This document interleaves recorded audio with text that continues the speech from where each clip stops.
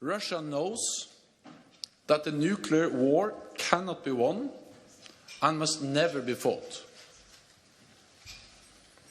We are closely monitoring Russia's nuclear forces. We have not seen any changes in Russia's posture, but we remain vigilant.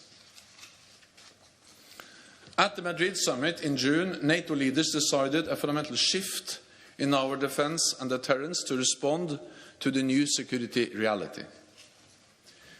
We have doubled the number of NATO battle groups in the east of the alliance. They can be scaled up quickly to brigade size. We are also increasing the number of our high readiness forces. At this ministerial, we will take decisions to increase our stockpiles of munitions and equipment, to speed up the delivery of capabilities, and to use the NATO defense planning process to provide industry with the long-term demand they need to boost production.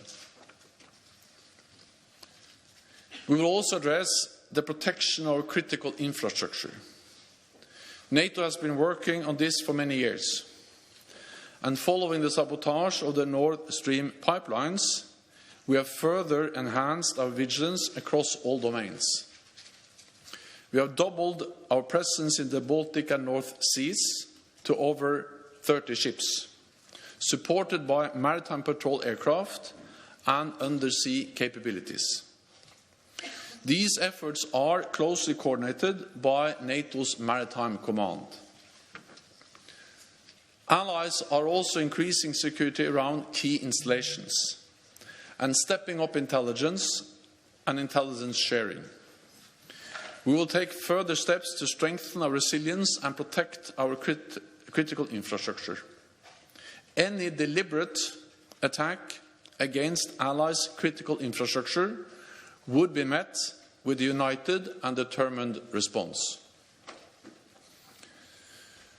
Our final session will focus on NATO's missions and operations, from Kosovo to Iraq.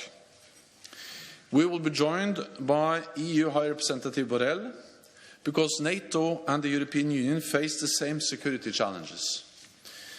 We have a difficult winter ahead, so it's even more important that North America and Europe continue to stand united in support for Ukraine and in defense of our people.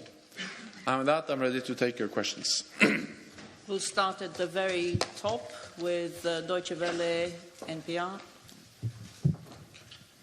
Thank you. Mr. Secretary General, you said that you will be making decisions at this meeting about... L-am ascultat acum pe Jens Stoltenberg, care a vorbit despre NATO, care va continua să ofere sprijin Ucrainei în războiul cu Rusia. NATO va continua să susțină cât va fi nevoie curajosul popor ucrainean în respingerea agresiunii Kremlinului, a spus Jens Stoltenberg. Acesta a vorbit de asemenea și despre iarna grea care ne așteaptă și despre nevoia Uniunii Europene de a fi unită.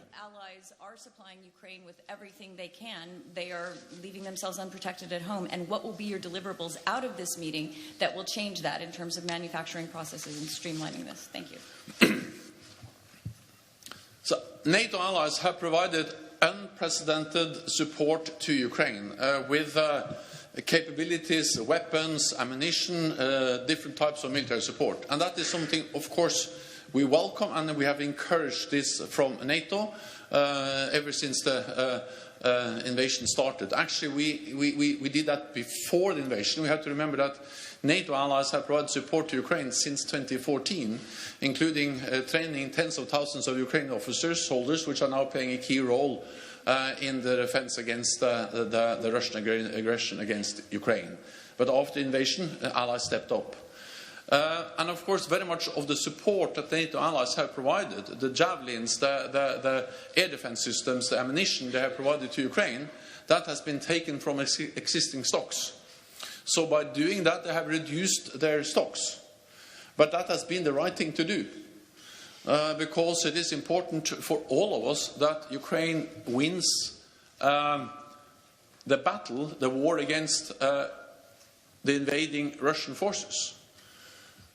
Because if Putin wins, that is not only a big defeat for the Ukrainians, but it will be defeat and dangerous for all of us, because it will make the world more dangerous, and it will make us more vulnerable for further Russian aggression. So that's the reason why we have used NATO stocks in NATO allied countries, to provide support to Ukraine.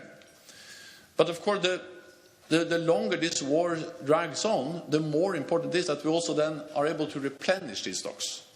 And that's exactly why we now are addressing how can we ramp up production so we can produce more, both to replenish stocks, but also to continue to support Ukraine.